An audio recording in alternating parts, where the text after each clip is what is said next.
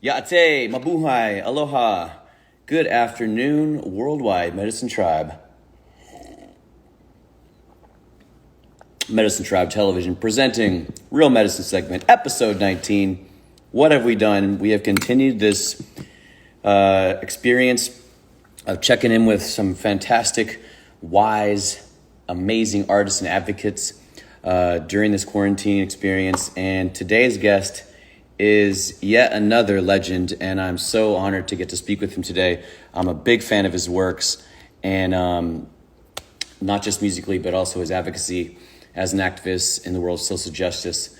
And he's an icon. His music has transformed so many lives, and his collaborations have influenced my own as well. So we get to talk to Aloe Blacc today, and I'm just so excited. So come on in, everybody. Make yourselves at home. Take a seat. Turn up the volume, and let's dig in with our brother here. I'm gonna look for him right now. Here he is. All right. The one, the only, Aloe Blacc. Hey, there he is. How you doing? What's up, big fella? How you feeling, my brother? Fantastic, thank you. You're welcome. Thanks so much for taking a moment to chat with me today, man. My pleasure, my pleasure. I'm a big fan, and it's been such an honor to witness your journey over the last many years, I guess you could say. And you're looking healthy and strong. Can you tell us where you're at today? Yeah, I'm home. I'm home. I live in Los Angeles, so it's a good day. Sun is shining, and the kids are happy. So we've just been managing. I got two kids, 6-year-old and a 4-year-old, and just kind of maintaining. They went on a nice hike today while I stayed home and worked on some music, and now they're back. So have you been homeschooling? Yeah, but they're still before first grade, so it's kindergarten and preschool. Yeah. So there's no real academic kind of things to do. Mm-hmm. Mm-hmm. Well, I have so many things I want to ask you about, because you are such a force and a presence with your music, with your intention behind your music, and with your activism and social justice work. This is the first time we're getting to meet. I just want to let everybody know that. And I wanted to share that your music has been very helpful for my own growth as a writer, and as an activist. I've witnessed your works for some time now. So there's a lot of stuff going on in your world, I know. Hey, Ma. There's a lot of stuff going on in your world. Oh man, wait a minute. Yeah, what's up? I'm looking at your back wall. No way. Ernesto. Yeah, I mean our whole house is Ernesto. Yo, you know what I'm saying? And then we have another friend, Jose Ramirez, who I mean, just amazing stuff.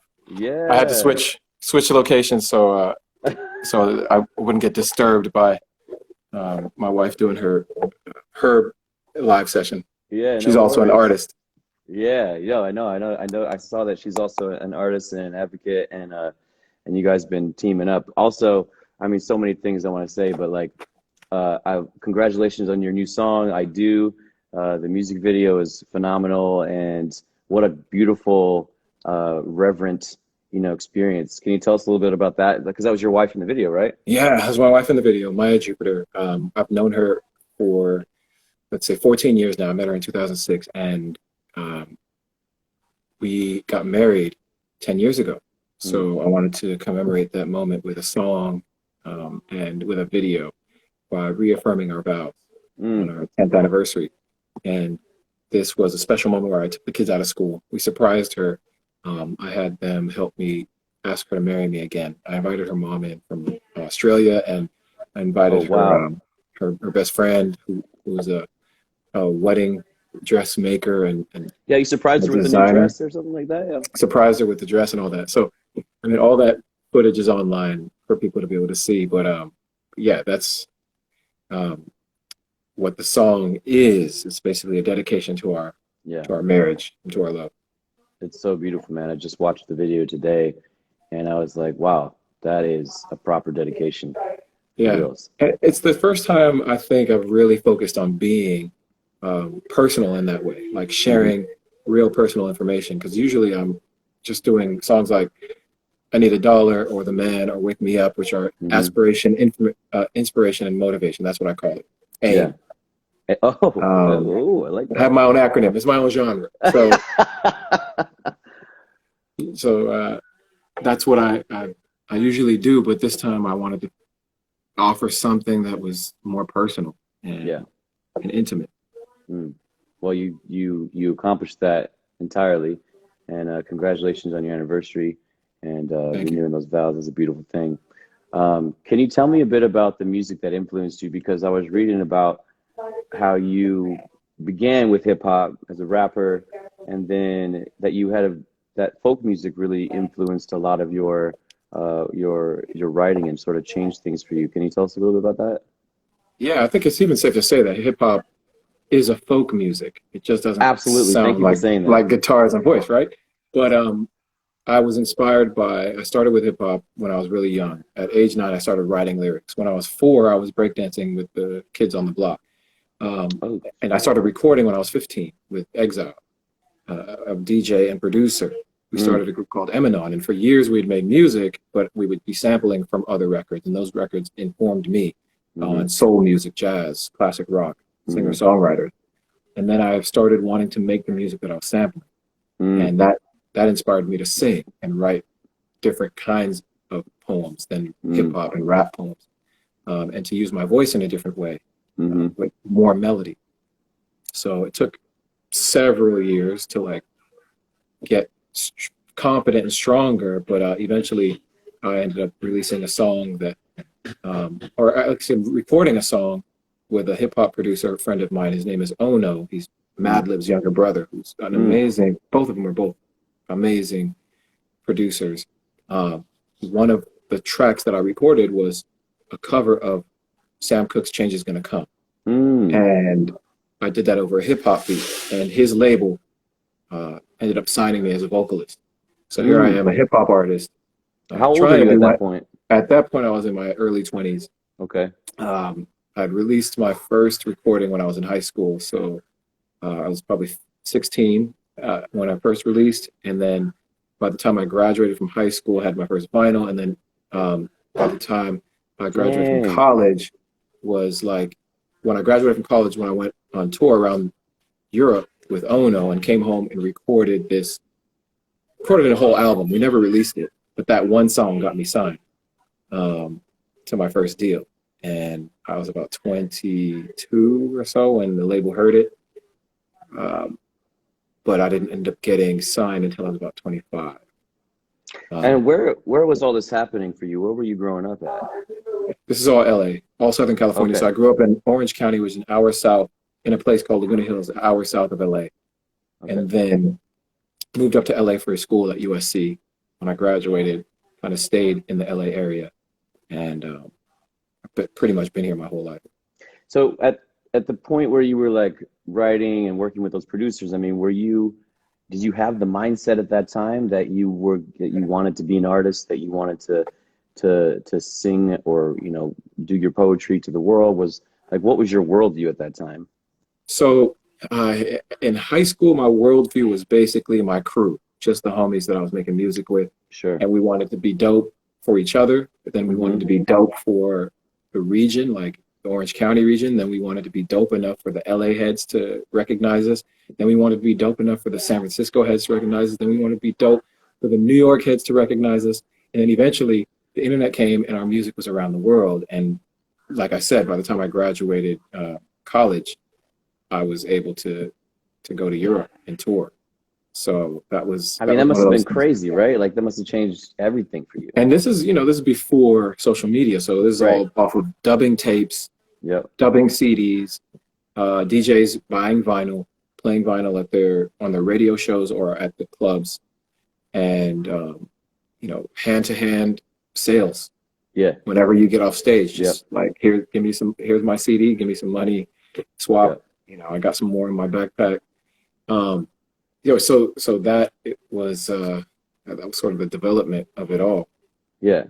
And I mean, with those, like, what were some of the folk artists that really shaped you? Because for me, I there was a number of different folk artists that I became aware of at a young age that still to this day, like I can say, are really big influences. You know, Simon and Garfunkel, Leonard Cohen, you know, these kinds of folks, and they still, I still look to that music for guidance. You know, Absolutely. I put my kids to sleep to Simon and Garfunkel. hell I yeah, put my kids to sleep to Joni Mitchell. It was a TV commercial that I saw, Cat Stevens, and I looked at his face and I heard his voice and I thought, I don't know if I'm affecting people the way he's affecting me doing hip hop. I want to do what he's doing. And so I just tried. I started writing different and started trying to express myself in a different way. So James Taylor, Janice Ian, Joni Mitchell, Janis Joplin. yeah, You know, I think probably by way of his inspiration on other folks, Bob Dylan, but I never dove deep into Bob Dylan's sure, work in that way. I probably would know more of the inspirations like that inspired like Woody Guthrie and Pete Seeger.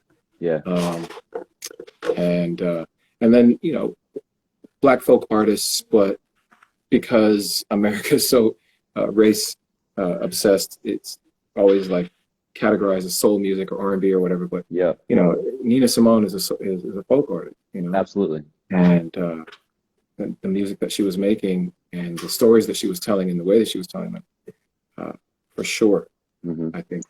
That's a really good point that I actually wanted to ask you about too, because you mentioned it around hip hop, and I totally agree with you when we consider the roots of folk music and the reason why it became what it is, or the iterations adapted into the time of those social changes, where that kind of music, that storytelling came from places of oppression. And it's funny because you were saying all these artists, and I was thinking of too, and I was like, oh yeah, like, you know, the white world will consistently, you know, box in these musics and put labels on them when you consider, you know, the folk music of the 60s was, and the artists we all just mentioned, in like that folk genre, you know, are like primarily white artists. And then you have like the hip hop, which is, you know, as we're saying, it's still rooted in that storytelling of oppression and of living in a time that doesn't support the people in that sense. And it's funny the way we label things, bro. Like, why do we do that shit? It's It's not like, us. yeah, It's the industry, right? The industry needs to be able to compartmentalize and label categorize things. so that Yeah. it can sell on a shelf and justify a pricing. And you know, art is it's art. It's really priceless. Like, can you justify why a song like let's say What's it gonna say? just call me baby is literally the same price on the download and streaming as a song like Let It Be, right? Right. Is it though? Is it though? How's that quantify? So that's not us. That's not artists doing that. I feel that. Absolutely. So Speaking of numbers and things, I wanted to give you congratulations on all your success. Most recently, I saw that your collabs with Avicii having reached 1 billion streams, I believe it was, for Wake Me Up. And then you put out the SOS collab as well recently. Congratulations on all that. How have you felt that has been received? And with that kind of success, and knowing that you have this deep desire to create social change through your music, how has that success helped you continue to do that work in the world through your advocacy? Well, thank you so much. I'm very happy about the success of the music. Yeah. Unfortunately, the success of a song like SOS in Tim's absence is tremendously heartbreaking. Hmm. I wish that I'd known about the song that he was writing when he was writing it, so that I could have been there for that SOS. And I don't know. I feel that it's been really helpful in expanding my visibility as an artist. It's won me a lot of respect within the industry. Hmm. I wouldn't say that I have the celebrity, and the fame that comes with the fame of the song itself and the songs. And I'm happy about that because I still can be a fairly private citizen and still enjoy my family and live in the real world and in a very normal way. But it gives me also the opportunity then to have some influence. And so when I can text and reach out to, literally in the past 7 days, former vice president, or reach out and text one of the biggest managers of the biggest artists in the world, this to me is the value of having had that experience with Tim, having won that kind of respect from the industry, to be able to use it then for social good, so that I can say, hey guys, I'm in touch with the people on the street, with the activists, with the organizations. I know what needs to happen. Yep. I know what strategies we can employ. We need your voice. We need your power. We need your privilege. And that's priceless. That's monumental. I mean, that's leadership in your corner, and using, as you're saying, using those connections to further advocate for social change, right? Yeah. Do you feel like the kind of roots that you have, well, because here's the thing, it's like that kind of music that you grew up on, that kind of music that you're making, in that sense, like having that foundation in social justice and social change, it's so, I mean, especially in this crisis time, do you find that to be even more important now? And do you think the world's ready for the kind of change that we need? I think the world is always ready for the change that we need. There I think it is. this pandemic is giving people the opportunity to start making the changes in their lives. It is definitely going to force some real change where it's just impossible to go back to the way things were. And I feel like people are getting a spiritual awakening. They're getting a social awakening. I think about myself as an artist. The life of an artist is can be quite difficult at some times, and something like this, there's this concept in the U.S. of about essential workers and non-essential workers, and so the music industry has been pushed to the back and been called completely non-essential. Doesn't need to return until everything. It probably won't return until mid to late 2021. But I would put to the scientists, the social scientists, the anthropologists, the social psychologists, what is the impact and benefit of music and art on society? How essential is it? And let's see what happens to societies that don't have art and music. Let's do some research. We can do some exploratory research to find empirical data from the past, from civilizations and cultures and governments that were restrictive. And then we can look at those that were completely open and um, free with art. So Prime example, what you're saying, you got to perform with Harry Belafonte's 93rd birthday, was it? Classic example, revolutionary artist, where you're looking at a culture that was compromised. When you look at the systematic oppression of the peoples, where this is the colonizer way too, where you take the music from them, you take the way that they worship, you take the way that they are involved with their food, you take their traditions away, and you strip them of their identity in order to indoctrinate them with an entirely different way that is foreign to them.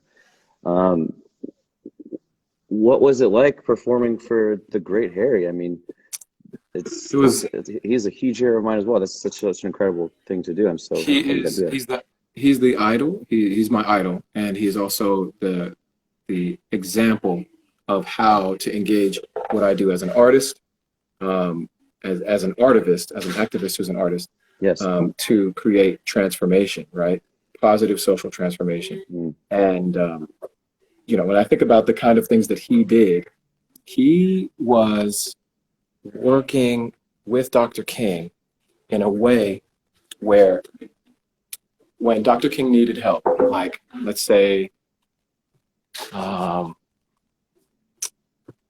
he needed to be, from one part of the world to another part of the world. Commercial flight probably wouldn't have worked because the FBI was always trying to track him. Right. Do you know what I mean? Like, where did the private jet come from? You know what I'm saying? Like, who was paying rent for Dr. King's family when he was out on the road? Because being an activist isn't an income-bearing, you know what I'm saying? So this to me is like, okay, so Harry Belafonte went out and made popular art and media to make the money to fund the movement. Got it. Thank you. That's my road. Yeah. Yeah. And so, that's how my wife and I get down. With Artivist Entertainment, we are able to take our winnings from our art and our activities as artists and put that back into community. So this is something that you guys have built together, and this is an actual thing that's happening. So Artivist Entertainment, like Ernesto Llerena, for some time we were able to be patrons and help him create the art that he wanted to create in a space where he didn't have to worry about rent. Yeah. And so, we only hope that his work will then become instructive and inspiring for other people. But, he had been selected by Bernie to help Bernie with his poster. Yeah. So to us, there's a sense of like, okay, what we're doing works.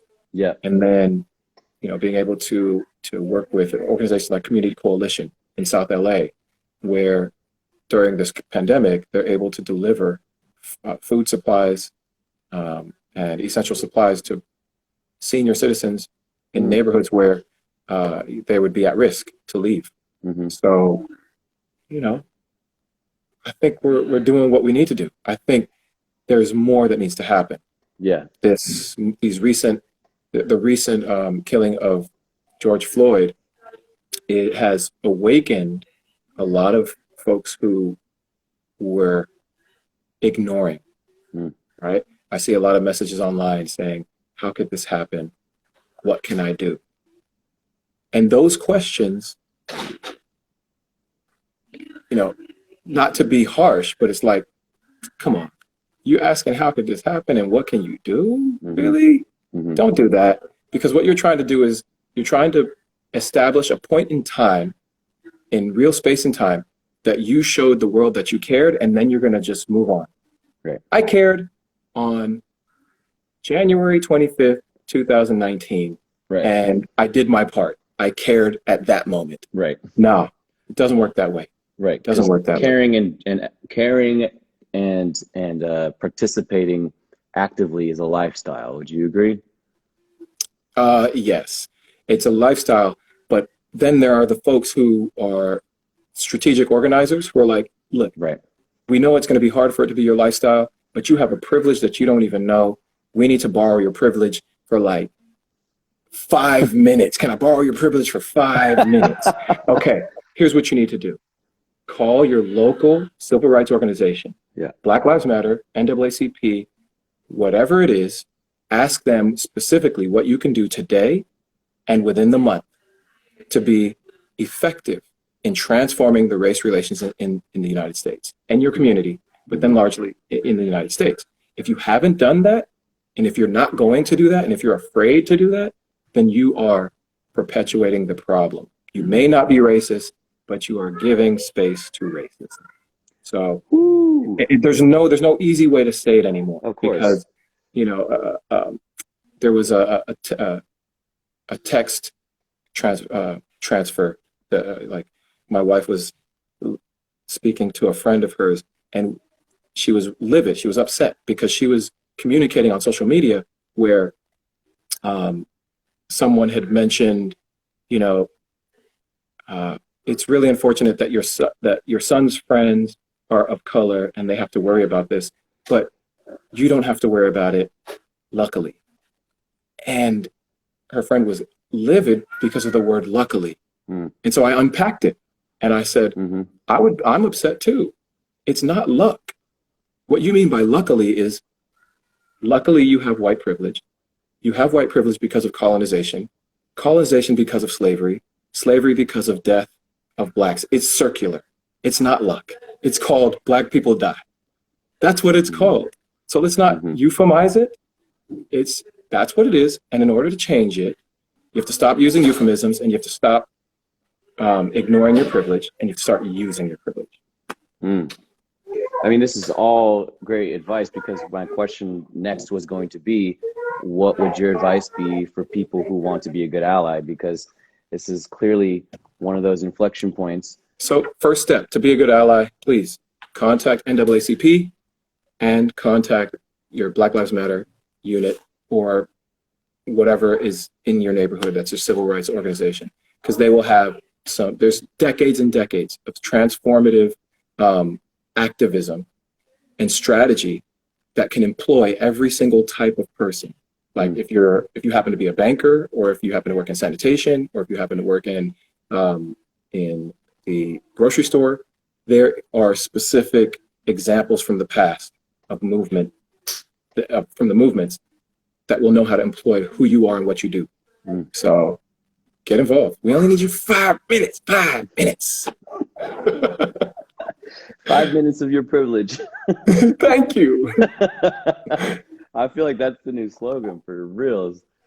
I mean, how does Aloe Blacc maintain his anger? Because for me, like I get so pissed, when I'm seeing things like what we're talking about, or we're looking at, like, I'm also Native American. So like when I'm looking at, like, the Navajo Nation right now is suffering the most from COVID-19 and has the highest infection rate in the nation, but you don't have to hear about it. You don't necessarily know about it unless you're, like, looking for that information. And so, like, when I think about this global crisis and I think about 2020 hindsight and where we've been and what didn't work for us, all the systems, all the systems essentially, and then you're looking at, like, 2020 future vision, I'm thinking, okay, well, what is the world that we want to live in? What does Aloe Blacc's 2020 future vision look like for our world, our communities, our Black and brown people? Wow. A lot of standing in solidarity. So I just had this thought of, okay, first of all, there's the real struggle of the native and indigenous voice being heard, being respected, and it is something that all people of color have to stand in solidarity with, and then people of privilege have to stand in solidarity with. Not just in solidarity, but in reversing the trauma, in reversing the institutional stigmas and racism and other isms. So I think looking at what is possible, it really is all about standing in solidarity. Like, I think about this. Everybody who's watching this right now, your children are going to learn about you through social media more than what you tell them. Wow. Yeah. They're gonna find out about you. They're gonna find you out in the most intimate way because they know all the stuff that you're lying to them about. They're gonna find out what you lied to the rest of the world about. Right. And then they're gonna read between the lines. Like I said, January 25th, 2019, I cared. They're gonna be way smarter. They're gonna be like, okay, so you cared, and then they're gonna look at January 26th. Then what did you do after you cared? Nothing. January 27th. What did you do after you cared? Nothing. And then they're just going to see what a vacuous, empty, puerile individual you may have been. And so it's important that you be about it if you really do care. And if you don't, it's hard. It's sad because it's coming for you. Like, it's coming for you. Like, race has only been a scapegoat for a few hundred years. There's plenty of civilizations where race wasn't the issue. It just comes down to economics. And you're going to be on one side of the scale. You're going to be on the poor side or the rich side. So you better learn. You better learn while we have this example where race is the example and you're lucky enough to not have to be the victim. Learn now. Get organized now. Join now. Stand up in solidarity. Because it's coming. Can we expect this kind of passionate fire in the music that you are currently working on? So I choose with my artist projects is Aloe Blacc, is about being a balance to the darkness, right? So everything that is happening, the hardships, the evils in the world, I try to create music that's going to inspire, that's going to touch, move, and inspire. Affirmation, inspiration, and motivation. As a hip hop artist with Eminem, I'm attacking all of these issues, left, right, and center. So at aloeblack.com, there's two aloeblack.com. There's one with two C's, and there's an aloeblack.com with black as BLACK. Okay. And there you can download the album Dystopia, where you see this conversation we're having is all in the music. But that's not what I do as Aloe Blacc as a singer. Because I feel like my voice has a whole different opportunity to create light in a world of media that is filled with darkness. Our media continues to try to push fear. Any film, the majority of the films, TV shows, and even the posts on our social media are trying to induce fear. So my goal is to create something that's going to induce joy, create joy. When you listen to the music, there's a lot of depression, there's a lot of heartbreak, and there's a lot of misogyny and violence. My goal is to create light, to balance that. There are times where the music industry is just going to be overwhelmed by negative content. And nobody's looking at it as negative content. They're just thinking of it as entertaining. Right. But you eat fast food too much, you are what you eat. So you got to eat gourmet, you got to eat good, you got to get a home cooked meal, and anything that we consume. And we consume through our eyes, we consume through our noses, our mouths, and our ears and our skin. And if you aren't careful of what you're consuming, eventually you're going to become something that you didn't even think you were trying to become, because you are what you eat. I remember hearing a friend of mine, his dad was a Vietnam vet. He said the Viet Cong, this is morbid, but the Viet Cong bodies would decompose literally immediately, whereas the American bodies would preserve. And that is because Americans eat preservatives. You literally are what you eat. Would you say that you have a sense of hope in these times when you look at in the time of crisis, but before that, there seems to be a rush towards wellness, a rush towards, healthy styled living, etc. There's a whole market for it. There's a whole subgroups of, these kinds of things, Yeah. And so I guess, and I would also associate that to the kind of music we're talking about too, and your music, of course. So in Aloe Blacc's future, this world that we want to live in, that we want our children to be raised in, and want our grandchildren to like live in, that is taking care of our planet, that's taking care of our peoples, that's building new systems for a sustainable environment for our peoples. Do you have hope that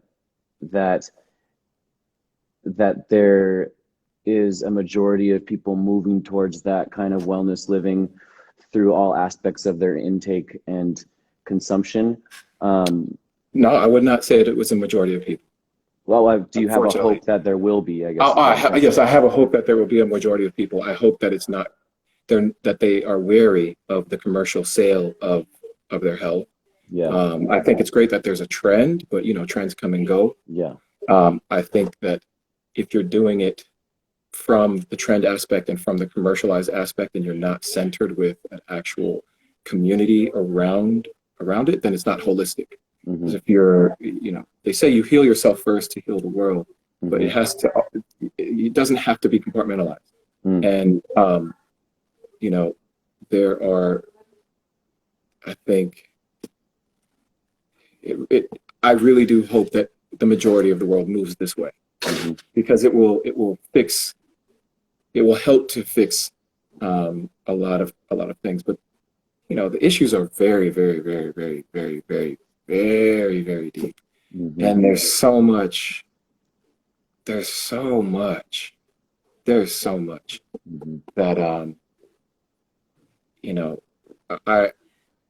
I feel like it's about constant vigilance. Everyone has to be vigilant about themselves. So part of that is that watch what you consume through all of your senses. Yeah. And then watch what you produce for the other world, for the world, and for everyone else to consume. Be careful, be mindful. And so when you think about going back to like Earth people's teachings, all right, indigenous people's teaching and methodologies, that's where it's at. It's where it's always been at. And then it doesn't have to be, it's not commercialized. They give it away for free. Just follow. Just follow. Thank you for sharing that. Is there anything that you'd like to share with everybody today? Because I mean, I could probably pick your brain for a while, but I know you got your kids there and everything like that, and I appreciate you dropping this knowledge here today and sharing it with us. Is there anything like that's happening in your world that you want people to check out, pay attention to? Any organizations that you're involved with, or your organization that's doing anything right now that we should check out? Yeah. So cancel rent in the U.S. is a huge thing. Here's my. What's up? Cutie. Cancel rent here in the U.S. Okay. There's this organization called Right to the City. It's a nationwide conglomerate of different tenants' rights organizations. Okay. If you are a renter, if you're a renter in this chat, say yes, I'm a renter. If you're a landlord in this chat, say yes, I'm a landlord. If you're a mortgage owner in this chat, say yes, I'm a mortgage owner. This organization, Cancel Rent, or this movement, is about canceling rent, canceling mortgages, and canceling utility payments during the COVID crisis. If you can't work to make money, then you will not be able to pay your rent. You will also not be able to pay back rent when it's due because of your moratorium. Like, you can't postpone money that you didn't earn. Your job is not going to pay you. Right. It's coming. So what I'm fighting for and what I've been working with these organizations is spreading the word, getting the message out to push your legislators. It's basically your mayor, your city council, your governor, to enact immediate emergency legislation to cancel rent. And I think Joe Biden mentioned the term rent forgiveness. So at least, one politician up at the top is on it, is paying attention. Rent forgiveness is huge. Here's the issue.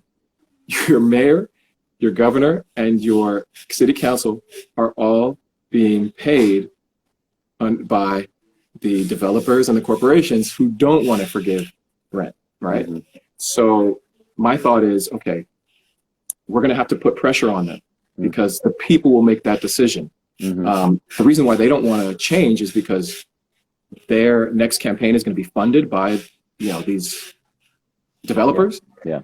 But if they don't do what we want, they won't get a next campaign. Mm-hmm. So we have to stand up and we have to be vocal.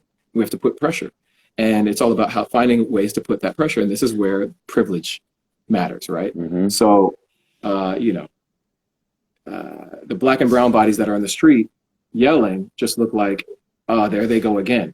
Mm-hmm. But when the blonde hair, blue eye does it, it's a whole different reaction. Mm-hmm. There's an image online of a beautiful ally using her privilege in a splendid way, where police were trying to confront organizers, and they strategically put these people of privilege in front, and the police just would not break that line. Mm-hmm. And it is so beautiful and honorable, and it's so telling. So, not everything's going to be physical and putting yourself in harm's way. I'm just 5 minutes of your privilege. But not everything's going to be like that. Some things are as simple as, oh, my dad is a financier. I wonder what role he plays in the cancel rent movement. Oh, my mom works at the DA's office. I wonder what role she plays in prosecuting killer cops. So this is what we're talking about, right? Yeah. You're somewhere. You're somewhere in the balance. Yeah. You know what I'm saying? Mm-hmm. So that's what it is. The cancel rent movement. So follow. Every 2 weeks, I'm doing some cancel rent events, live streaming it on my Facebook, and at cancelrent.us is the website. That's where you can find out how to sign the petition and get involved. Cancelrent.us. Hell yeah. All right. Well, thank you so much, Aloe, for your time, for your wisdoms, for your teachings, and for all the work you're doing. Really appreciate you, bro. And big love to you and your family. And thanks for taking the time to chat today. Appreciate it, bro. Yeah, thank you. You're welcome, my friend. Peace. Wow, that was awesome. Big love to Aloe Blacc for taking some time out of his day today to chat with us. That was very informative. I am really grateful to have chatted with him, to have heard about all these things that he's working on, and just for the wisdoms that we can take into consideration today. So if you didn't see what some of the links he's talking about, I'm going to post those after the chat here. The link to the cancel rent. I think he said it's cancelrentus.com, but I'll look that up and I'll share it on here. And as always, you guys can rewatch these episodes on IGTV, and I believe they also get loaded to YouTube afterwards as well. So I hope you guys are paying attention. That was a lot in there. I feel like Aloe was literally like a perfect guest for what, as you all know, Medicine Tribe's about. As you all know, what I'm about, what our music's about, social change, social justice, environmental justice, etc.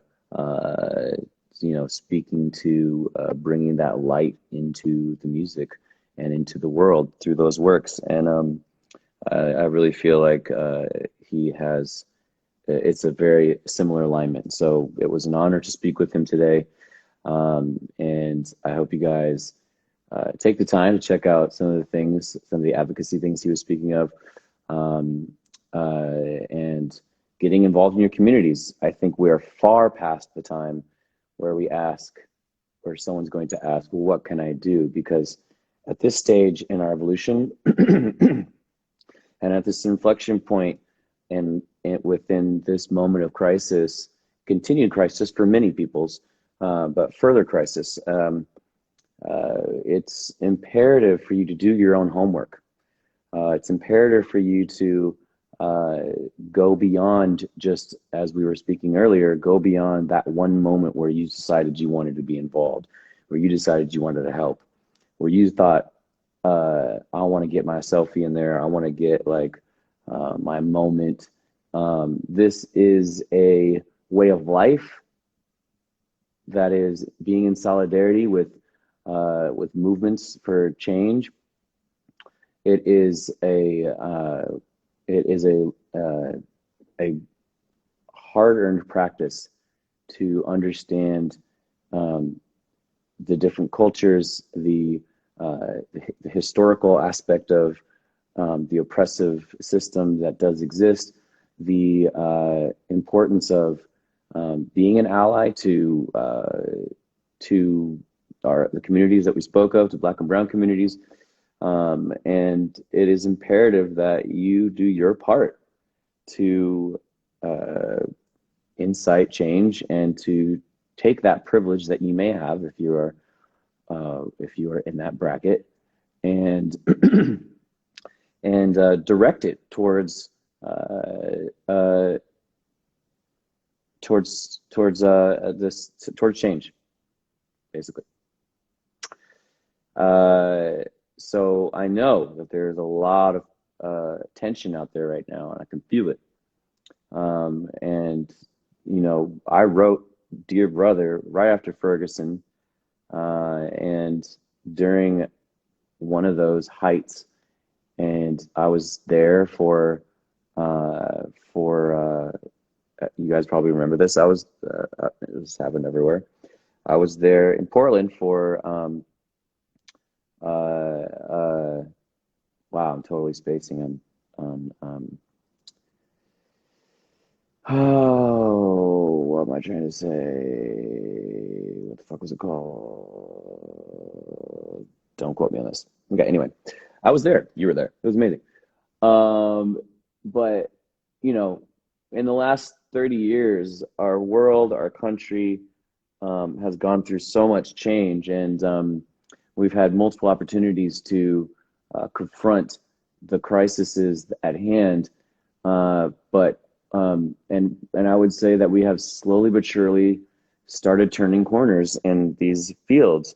But there is so much work to do, and clearly, you know, given the current leadership of the country, or the current ill leadership, or whatever the opposite word of leadership is, misleadership, the current horrible misrepresentation of the American people, you know, we see a deeper unrest, and we can clearly see the wound that is before us. But what disturbs me the most and angers me the most is witnessing witnessing murders, you know, as we're seeing, with no, well, and watching, you know, the people have to be the ones that, you know, bring justice to the table. You know, this is not the beginning of this, and this is not the end of it. And so if you if you are upset about what's taking place, whether it is, you know, First Nations peoples not getting the kind of not getting to be provided the kind of access they need to take care of themselves during this crisis, or you're upset because there's blatant racist murders happening, and justice doesn't get served until we fucking stand up and say, fuck this shit, put these fools in jail, you know, then what we have to remember is that, you know, it is up to us to get out there and literally be confronting these kinds of things, whether that's with your voices or your body. I'm not saying that I'm necessarily advocating for the kind of rampage that's currently happening in Minneapolis. However, I understand the need to express rage. I understand the need to fucking fuck shit up, man, because this has gone on for way too long.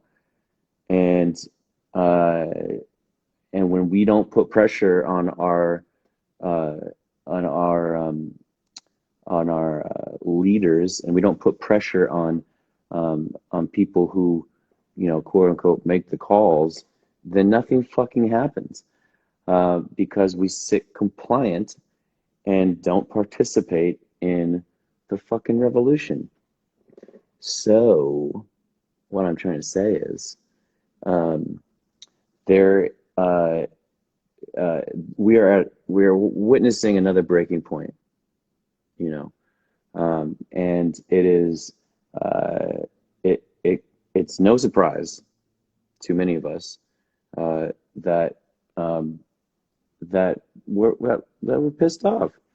Uh, you know, during a time where we are trying to figure out how to social distance in some of these communities, like the Navajo Nation, uh, having literally zero to no, little to no ability to social distance, limited access to running water. This is all contributing to, you know, the spread of the virus, or, you know, the rent control stuff that Aloe was talking about, or like, you know, these things that systematically continue to oppress already marginalized communities, already suffering communities, frontline communities, indigenous and black and brown.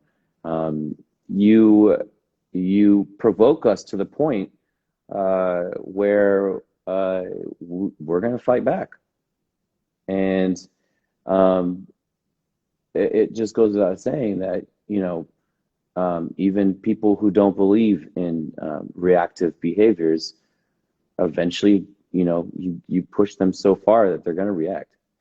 And so I think it's a very trying time right now. And, you know, I'll encourage everybody to uh, look into some of the things that Aloe was speaking on today, and to don't steep in your frustration. You know, this is very confronting for a lot of folks, and it should be. It should absolutely be confronting, because this is the reality for many people in the world and in the country. And uh, if if uh, if you're not moved by this experience on multiple levels of this crisis, you might want to check yourself. Um, so I appreciate you all tuning in today. Um, it's a big week for our world, for our planet, um, for our communities who are suffering. And I hope that you all have uh, learned something today, uh, that you dig in to some of these things that we talked about, so you can learn about being a good ally, and further your education on what it means to take your power back. I will see you all this weekend, and I appreciate you dropping in, tuning in, and joining in on today's conversation with Aloe Blacc. That was beautiful, moving, inspiring, and potent. Um, I wish you all a beautiful rest of your day. Power to you, through you, and within you. And I will see you all again very soon. Ahom takiase.